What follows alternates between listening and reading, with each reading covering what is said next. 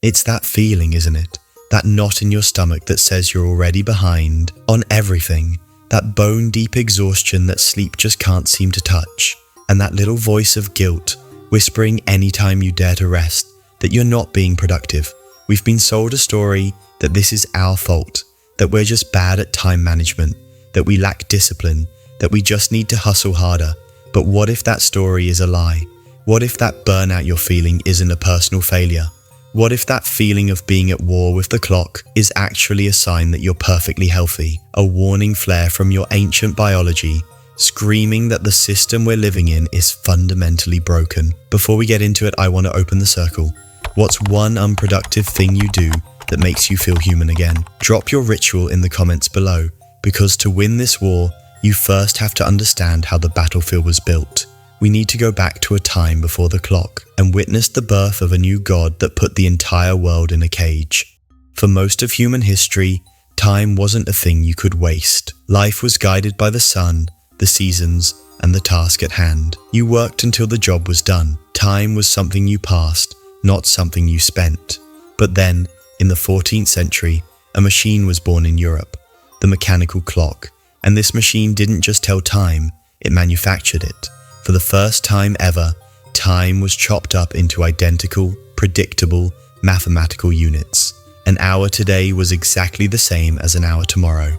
Time became a commodity. Therefore, the factories of the Industrial Revolution had their new master. The factory clock decided when you worked, when you ate, and when you slept. Your value was no longer in what you created, but in the block of time you sold. This is the system we've inherited. That 40-hour work week has become a productivity mandate, a toxic belief that your worth as a person is tied to your output. But here's the fatal flaw. We are biological creatures, rhythmic, cyclical, and when you force a living thing into a rigid mechanical box, it will eventually break. That isn't a personal failing, it's a system failure. So, we're trapped in a system designed to burn us out. But the advice we get to fix it just makes the cage smaller. It's time to deconstruct the noise. The noise is a trap. It's designed to make you think the cage is your fault. And the sneakiest idea of all? Time management. It sounds like the answer, but it's the ultimate Trojan horse. It forces you to agree that your life should be a resource to be managed and optimized. It doesn't offer you freedom. It just promises to make you a more efficient prisoner. But it gets worse. This same logic fuels hustle culture and the obsession with life hacks. They treat your biological need for rest like a bug to be fixed, a weakness to be overcome. Even the idea of work-life balance is a lie. It paints a picture where your work and your life are two enemies fighting for territory. It completely misses the point. The real fight is between a way of living that's in sync with your nature and one that's tearing it apart. And this leads to the final deception. The idea that your burnout is on you. It's not. It's the system gaslighting you. Burnout is your body functioning perfectly. It's a biological firewall, a warning sign telling you that its core limits have been breached. So if all the popular solutions are just different bars on the same cage, where's the emergency exit? The answer isn't in a new app. It's in understanding reality itself and uncovering the spiritual disease at the heart of the modern world. This war isn't just in our bodies, it's in our souls. It's a clash between two completely different ways of seeing the universe. The bars of our cage aren't made of steel, they're made of an idea, the idea of linear time, an irreversible arrow moving from a fixed past towards an infinite future. It's the religion of endless progress, of perpetual growth, but this is a modern invention. For nearly all of human history, we believed in cyclical time. The time of the seasons, of birth, death, and rebirth, a circle. Regenerative, not just progressive.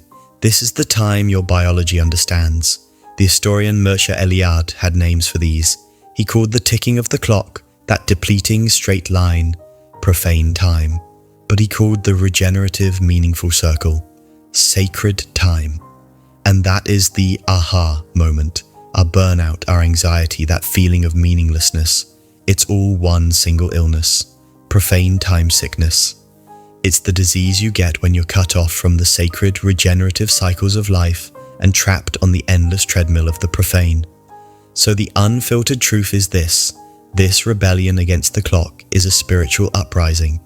We're not just fighting for a shorter work week. We are fighting for the return of the sacred in a world that has forgotten it. Okay, so we've diagnosed the disease. We're a culture with profane time sickness, but a diagnosis isn't a cure. So how do we break out? How do we open a door back to the sacred time our bodies are crying out for? The solution isn't about managing time, it's about synchronizing with it. It's a rebellion that starts by building your chronological immune system. This system defends your inner sense of time, just like your biological one defends your body. Here's how you train it. First, you conduct a rhythmic audit. Daily, you learn to ride your natural 90-minute energy waves, your ultradian rhythms. Don't fight them. Weekly, you apply a simple rule. For every period of intense work, you must schedule a real period of deep rest. No exceptions. And seasonally, you accept that you are not a machine. You have seasons. You're meant to have less energy in the winter. Plan for it. Second, you enact the sacred time protocol. This is the conscious act of building portals out of profane time. It means creating real, tech-free rituals to start and end your workday, so your brain knows when the battle is over. It means scheduling and fiercely protecting time for non-productive presence. Hobbies with no goal, activities with no purpose other than just being. This is a direct act of defiance. And finally, it means making a daily appointment with a natural time giver, like the morning sun, to anchor your body in the real world. These aren't life hacks, they are acts of insurgency.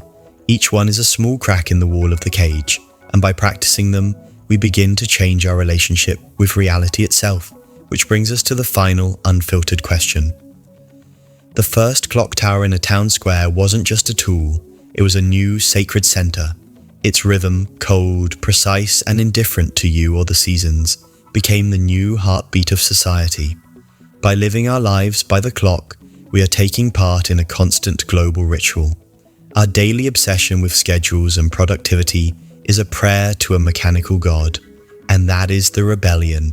It's a spiritual insurgency to overthrow this god and reconnect with the living rhythms of the universe. It forces you to see that your relationship with time isn't a productivity problem. It's a choice of worship. So the final, unfiltered question is not, how can I manage my time better? It is, which god will my time serve, the clock or the cosmos?